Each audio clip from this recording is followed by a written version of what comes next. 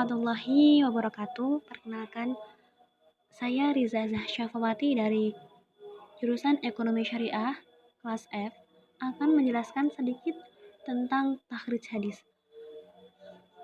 Nah, di sini nanti kita akan membahas tentang 5 pembahasan.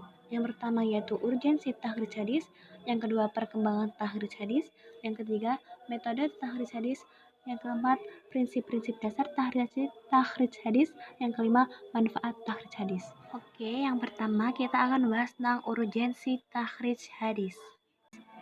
Di dalam urgensi takhrij hadis ini terdapat kajian sanad dan kajian matan. Pengertian sanad sendiri adalah suatu mata rantai atau silsilah keguruan yang menghubungkan seseorang dengan gurunya hingga sampai kepada Rasulullah Shallallahu Alaihi Wasallam. Sedangkan matan adalah isi dari suatu hadis.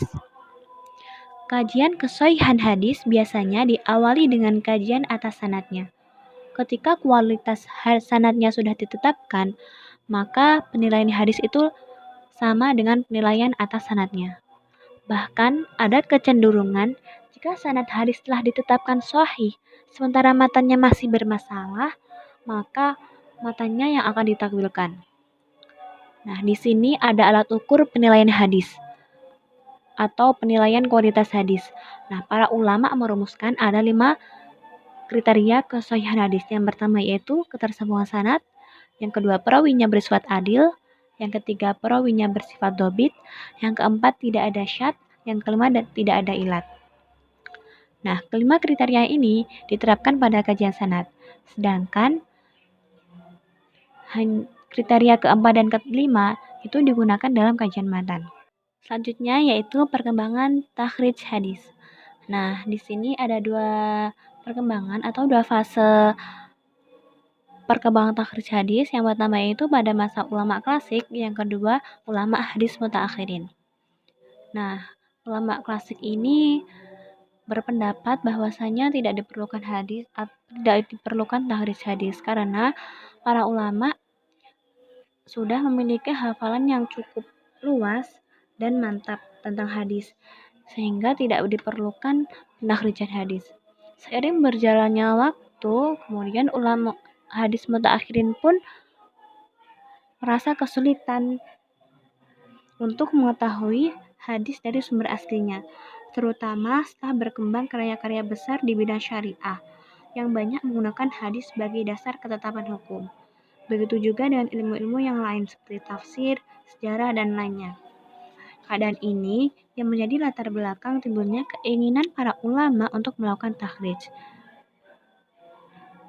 Upaya yang mereka lakukan adalah dengan menjelaskan atau menunjukkan hadis kepada sumber aslinya, menjelaskan metodenya, dan menentukan kualitas hadis sesuai dengan kedudukannya.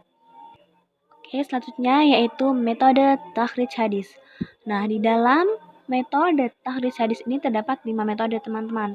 Yang pertama yaitu metode indeks nama sahabat, yang kedua metode pertama kata dalam matan, yang ketiga metode indeks kata, yang keempat metode tematis hadis, yang kelima metode penelusuran berdasarkan kondisi matan dan sanad. Langsung saja yang pertama yaitu metode indeks nama sahabat. Dalam melakukan metode ini dapat dilakukan dengan mengetahui secara pasti perawi pertamanya dari kalangan sahabat. Nah, langkah pertama dari metode ini adalah mengenal nama perawi dahulu yang akan kita takhrij hadisnya. Langkah berikutnya yaitu mencari nama perawi yang diinginkan dari kitab-kitab al-atraf atau kitab musnad. Bila nama perawi pertama yang dicari telah ditemukan, kemudian dicari hadis yang diinginkan di antara hadis-hadis yang tertera di bawah nama perawi tersebut. Bila sudah ditemukan, maka akan diketahui ulama hadis yang meriwayatkannya. Selanjutnya yaitu metode pertama kata dalam matan.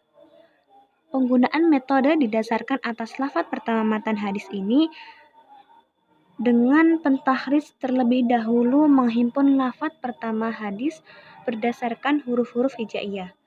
Setelah pentakhrij mengetahui lafaz pertama yang terletak dalam hadis tersebut, Selanjutnya, ia mencari lafaz itu dalam kitab-kitab takhrij yang disusun sesuai dengan metode ini berdasarkan huruf pertama, huruf kedua, dan huruf-huruf seterusnya. Nah, langkah-langkah pencariannya yaitu seperti halnya kita akan mencari hadis yang berbunyi man ghasyanan falaysa minna. Nah, langkah pertamanya kita harus mencari kata man. Nah, maka pentakhrij harus mencari pada bab mim dahulu. Kemudian lanjutkan dengan huruf nun, kemudian huruf ghain, shin, alif, nun, alif seperti itu dan seterusnya. Yang ketiga yaitu metode indeks kata. Metode indeks kata ini digunakan dengan cara mencari kata-kata yang menjadi kata kunci atau keywordnya dalam indeks hadis. Nah, yang dimaksud kata kunci adalah kata yang terdapat dalam matan hadis dan tidak banyak digunakan dalam ungkapan sehari-hari atau bisa disebut dengan bahasa asing. Nah, metode ini menggunakan al-mu'jam al-mufaharos lil afad al-hadis yang disusun oleh tim yang beranggotakan para orientalis. Yang keempat yaitu metode tematis hadis. Metode ini digunakan oleh orang yang memiliki cita rasa atau zauk ilmiah yang memungkinkannya menentukan tema bagi hadis yang sedang dikaji atau menentukan topik yang akan dikaji. Sebagaimana kita ketahui, hadis memiliki kandungan berupa akidah, akhlak, prediksi masa depan yang berdasarkan wahyu, kisah masa lampau, norma dan peranata sosial, hukum, dan lain sebagainya. Nah, seseorang yang sering membaca dan memiliki wawasan luas dalam hadis dan ilmu-ilmu keislaman akan dapat menentukan tema sebuah hadis untuk kemudian dia melakukan penelusuran dalam kitab atau literatur yang diduga memuat hadis itu beserta sanadnya. Misal nih, hadis yang dikaji memuat tata cara melaksanakan puasa, maka penelusuran dapat dilakukan pada kitab Sunan. Jika hadis yang dikaji memuat anjuran berbaik dan menjauhi perbuatan buruk, maka penelusuran dapat dilakukan dalam kitab atau literatur yang khusus mengoleksi hadis tentang targhib wa tarhib. Yang terakhir yaitu metode penelusuran berdasarkan kondisi matan dan sanad. Nah, beberapa kitab atau literatur mengoleksi hadis yang memiliki kekhasan sendiri. Kekhasan itu bisa dalam sanad maupun matan. Jika hadis yang dikaji memiliki ciri dan tanda kepalsuan, maka kita dapat melakukan penelusuran dalam kitab yang khusus mengumpulkan hadis-hadis palsu.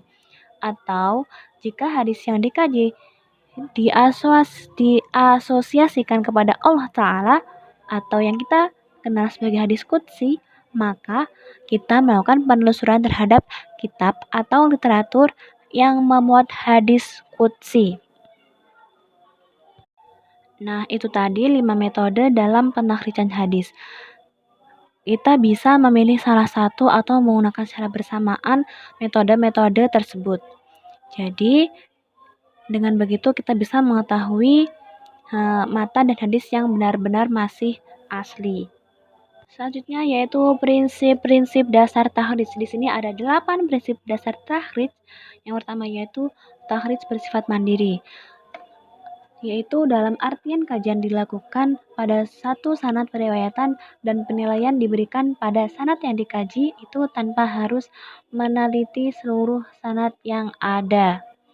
Yang kedua, sebanyak mungkin informasi terkait hadis yang ditahrij dipaparkan.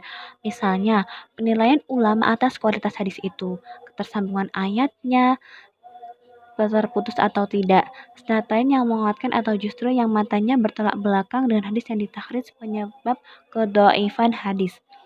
Nah, yang ketiga yaitu sebuah hadis seringkali diriwayatkan melalui lebih dari satu orang sahabat. Ketika seseorang melakukan penakhrijan hadis dengan ketentuan bahwa hadis tersebut diriwayatkan oleh sahabat fulan, Abu Hurairah misalnya, maka hadis yang dikaji haruslah memiliki sahabat itu dalam mata rantainya, yakni Abu Hurairah. Sementara sanad lain yang bermuara pada sahabat lain digunakan sebagai syahid dan mutabi Sementara jika perawi sahabatnya tidak ditentukan, maka kita dapat memilih dan menentukan hadis mana saja yang akan ditakhrij. Yang keempat, dalam penakhrijan hadis itu perlu diperhatikan substansi matan hadis, variasi redaksional matan, kajian atas sanad berupa biografi beserta kualitas para perawi. Nah, kajian atas kata-kata yang unik dan tidak lumrah atau gharibah al-lafz. Kajian waktu dan tempat terhadap masing-masing perawi sebagai alat bantu penelusuran ketersambungan sanad dan keunikan-keunikan atau ungkapan masing-masing perawi dalam sanad ketika meriwayatkan hadis. Yang kelima yaitu takhrij dilakukan berdasarkan substansi matan hadisnya. Dalam arti kita mungkin akan mendapati beberapa sanad hadis yang substansi maknanya sesuai dengan kata yang kita kaji, sementara redaksi matanya berbeda, atau sebagian ada yang matanya diringkas. Selanjutnya yaitu takhrij hadis dilakukan terhadap sebuah riwayat, sehingga penilaian diberikan kepada riwayat itu, maka ungkapan yang diberikan adalah hadis ini sahih sanadnya atau hadis ini dhaif sanadnya. Sementara untuk memberikan penilaian terhadap sebuah hadis, maka perlu kajian lanjutan untuk mengetahui apakah ada riwayat lain yang bertolak belakang atau ada fakta yang kuat yang menyatakan hal yang berbeda. Yang ketujuh, penilaian terhadap seorang rawi. Nah, penilaian terhadap seorang rawi merupakan ijtihad yang didasarkan pada data biografi yang tersebar dalam literatur biografi perawi. Di sini muncul perbedaan pendapat pada kalangan ulama seputar kualitas seorang perawi merupakan sebuah keniscayaan. Penggunaan kaidah jarh wa ta'dil dengan proporsional dapat membantu kita dalam menentukan kualitas seorang perawi. Nah, yang terakhir atau yang nomor 8 yaitu standarisasi ulama terhadap perawi tentang jarh wa ta'dil. Nah, sehingga perlu menelusuri lebih jauh ketika terjadi perbedaan pendapat terkait kualitas seorang perawi. Seseorang mungkin dinilai dhaif oleh seorang ulama yang memiliki standar tinggi, sementara bagi yang lain ia dinilai sikoh.